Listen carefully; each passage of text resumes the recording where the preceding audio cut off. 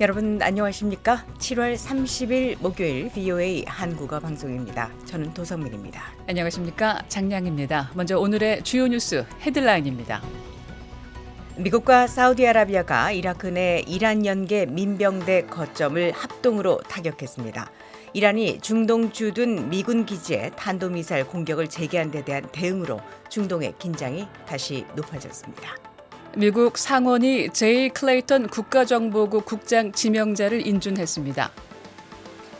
한국전쟁 정전협정 체결 73주년을 맞아 미국 연방하원에서 한국전 참전용사와 정전 이후 한반도에서 봉부한 장병들을 헌신을 기리는 초당적 결의안이 발의됐습니다. 여러분께서는 지금 VOA 한국어 방송을 함께하고 계십니다.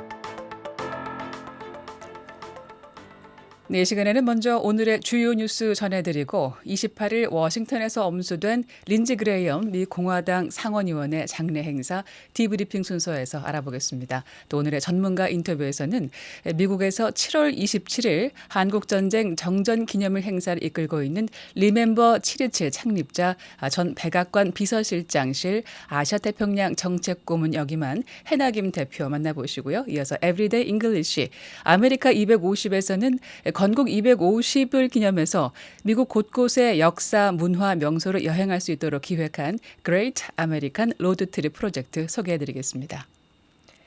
오늘의 탑뉴스입니다. 미국과 사우디아라비아가 이라크 내 이란 연계 민병대 거점을 합동으로 타격했습니다.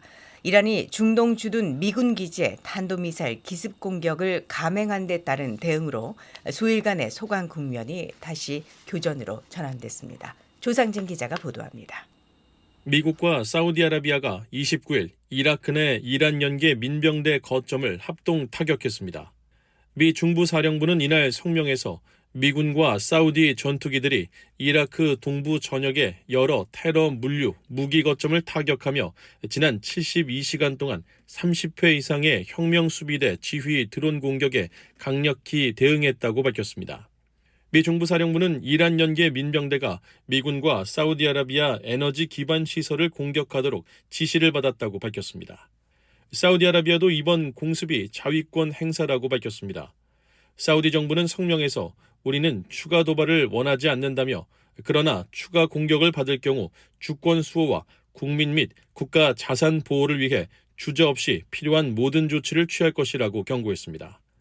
사우디아라비아가 공개적으로 대이란 군사작전에 참여한 것은 이번이 처음입니다. 반면 이라크 정부는 이번 미 사우디 공습을 자국 주권 침해라고 강력히 규탄했습니다. 이라크 정부는 성명을 통해 이웃 국가들을 겨냥한 공격도 즉각 중단할 것을 무장단체들에 촉구했습니다. 이란은 앞서 28일 먼저 수일간의 소강 국면을 깨고 중동 주둔 미군 기지에 탄도미사일 기습 공격을 가했습니다. 미 중부사령부는 28일 소셜미디어 X를 통해 현지 시간 오후 5시 54분 이란 혁명수비대가 여러 발의 탄도미사일을 발사하며 중동 주둔 미군을 겨냥한 기습 공격을 시도했다며 이란의 미사일은 모두 성공적으로 요격됐고 미군은 고도의 경계태세를 유지하고 있다고 밝혔습니다.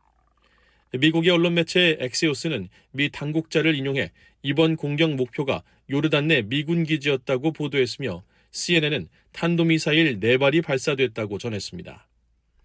이란의 이번 공격은 도널드 트럼프 대통령과 베냐민 네타냐후 이스라엘 총리의 백악관 회담이 끝난 지 불과 수시간 만에 이뤄졌습니다. 트럼프 대통령과 네타냐후 총리는 28일 백악관에서 약 90분간 회담을 가졌으며 캐롤라인 레빗 백악관 대변인은 회담이 긍정적이고 생산적이었다고 밝혔습니다. 이스라엘 정부 관계자를 인용한 폭스뉴스 보도에 따르면 네타냐후 총리는 이번 회담이 오늘날의 핵심 현안에 대한 탁월하고 포괄적인 논의였다며 양국 지도자는 이란이 절대 핵무기를 보유하지 못하도록 하겠다는 확고한 의지를 재확인했다고 밝혔습니다.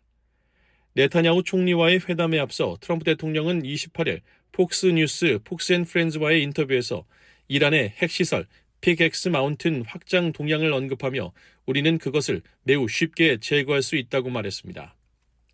이번 전쟁은 지난 2월 28일 미국과 이스라엘의 양각서에 서명했으나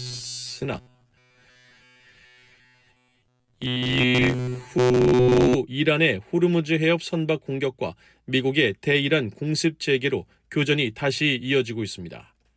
미군은 지금까지 18명이 전사하고 482명이 부상했습니다. VOA 뉴스 조상진입니다. 네, 미국 상원이 제이 클레이턴 뉴욕 남부 연방검찰청 검사장을 국가정보국장으로 인준했습니다. 정보기관 근무 경험 부족과 또 2020년 대선 결과를 둘러싼 청문회 답변으로 민주당의 강한 반대에 직면했지만 공화당의 지지 속에 상원 문턱을 넘었습니다. 오종수 기자입니다. 미국 상원이 29일 제이 클레이턴 국가정보국장 D&I 지명자를 인준했습니다. 이로써 털시 게버드 전 국장이 지난 6월 사임한 이후 미국의 18개 정보기관을 이끄는 영구적인 수장이 임명됐습니다. 상원은 이날 찬성 51표, 반대 47표로 클레이턴 국장 인준안을 가결했습니다.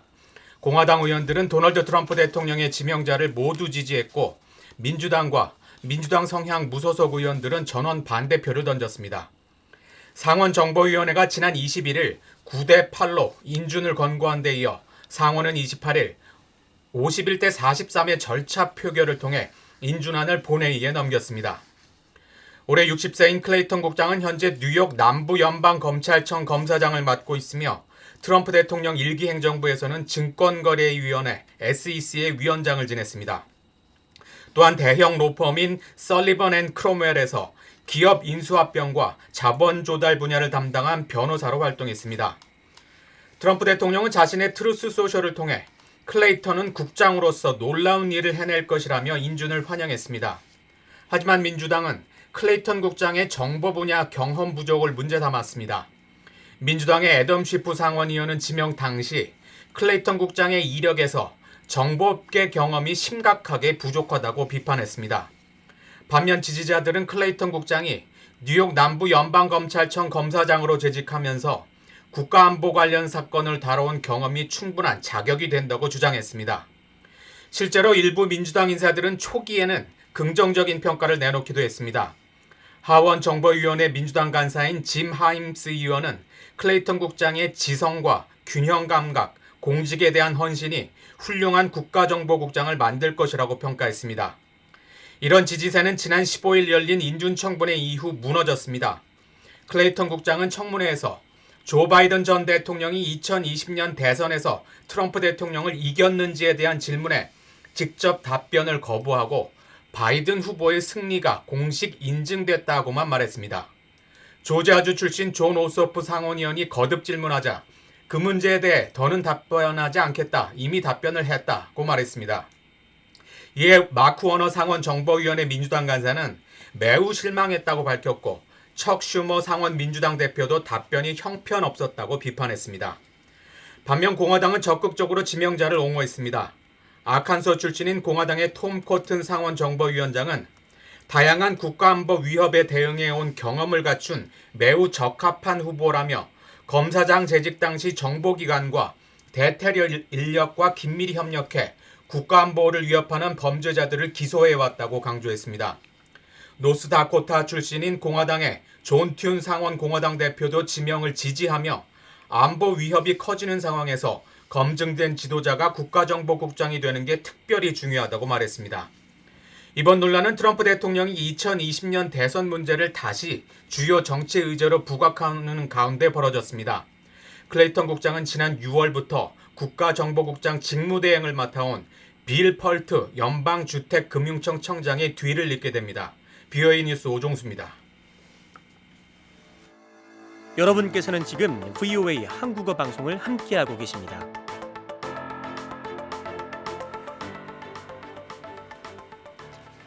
한국전쟁 정전협정 체결 73주년을 맞아 미국 연방하원이 한국전 참전용사와 또 정전 이후 한반도에서 복무한 장병들의 헌신을 기리는 초당적 결의안을 발의했습니다. 이들의 희생과 공헌을 기리고 또 국민적 예우를 촉구하는 내용을 담았습니다. 함지아 기자가 보도합니다. 미국 연방하원에서 한국전 참전용사와 한국 방위 참전용사의 헌신을 기리는 초당적 결의안이 발의됐습니다. 한국전쟁 정전협정 체결 73주년을 맞는 27일 하원에 제출된 결의안 초안은 1950년 6월 25일 북한이 약 13만 5천 명의 병력을 동원해 대한민국을 침공함으로써 한국전쟁이 발발했다며 약 180만 명의 미국 군인이 대한민국 국군과 유엔군 사령부 소속 20개 동맹국 군과 함께 한반도의 자유와 민주주의를 수호하기 위해 복무했다고 명시했습니다.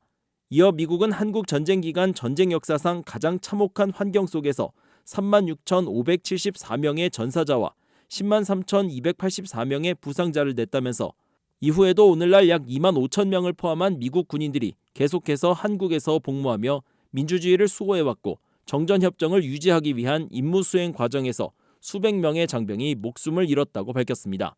그러면서 정전협정 체결 이후 한국에서 복무한 미군을 한국방위 참전용사로 지칭한다고 설명했습니다. 결의안 초안은 한국전쟁은 많은 미국인에게 잊혀진 전쟁이 됐다고 지적했습니다.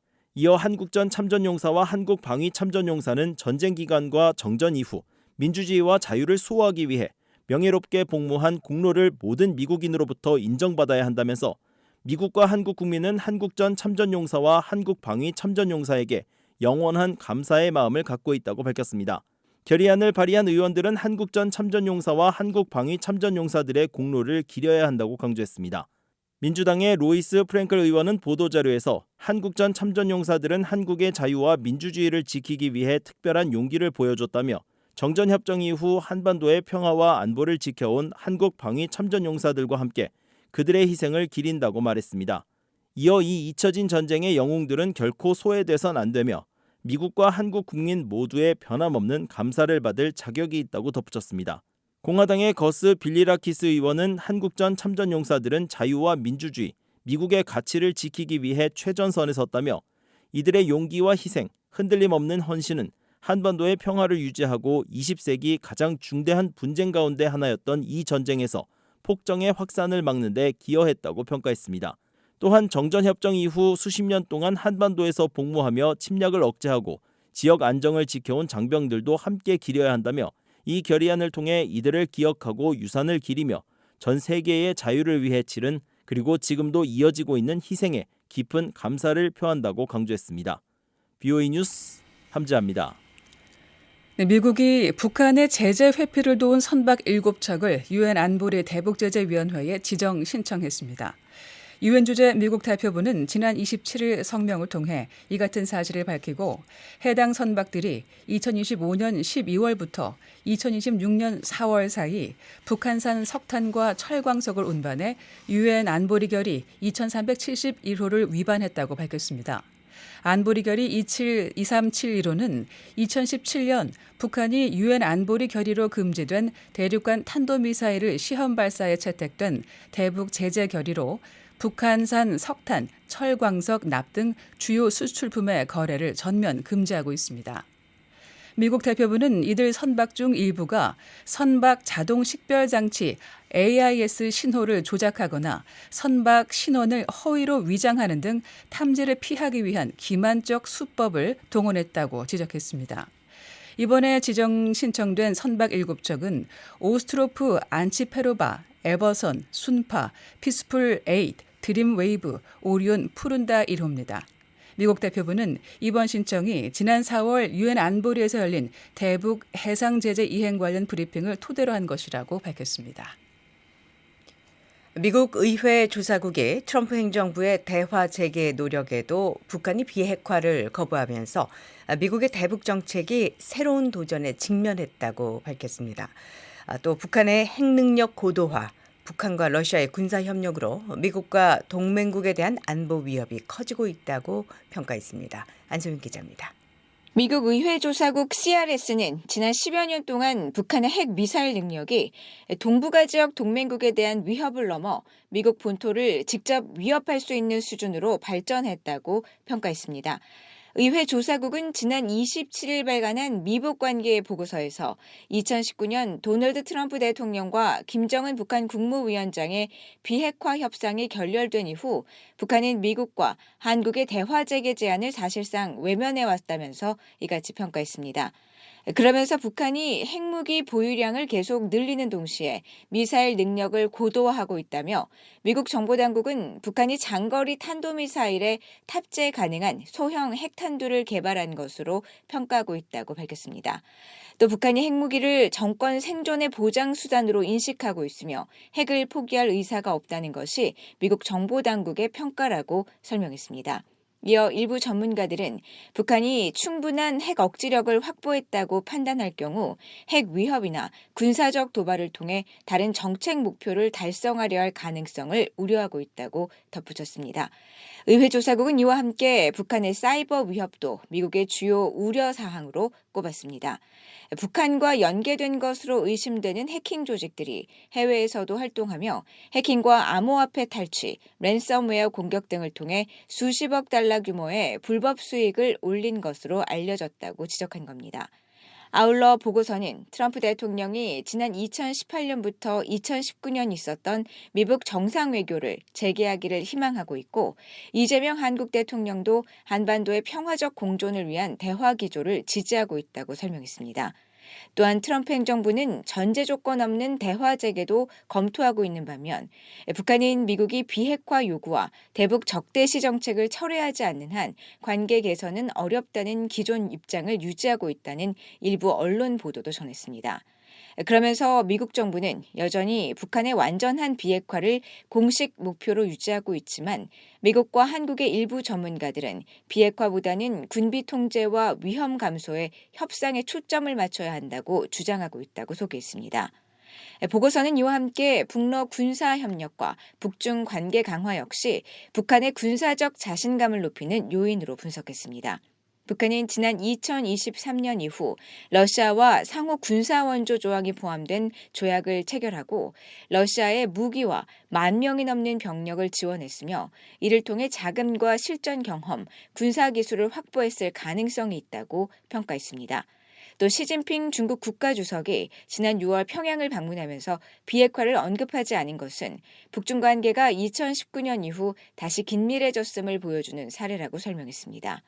한편 의회 조사국 보고서는 미국 의회에서는 대북 접근법을 둘러싼 의견이 엇갈리고 있다면서 일부 의원들은 대북 압박 강화를 주장하는 반면 다른 의원들은 북한을 협상장으로 복귀시키기 위한 유인책이 필요하다고 보고 있다고 밝혔습니다. VOA 뉴스 안소영입니다.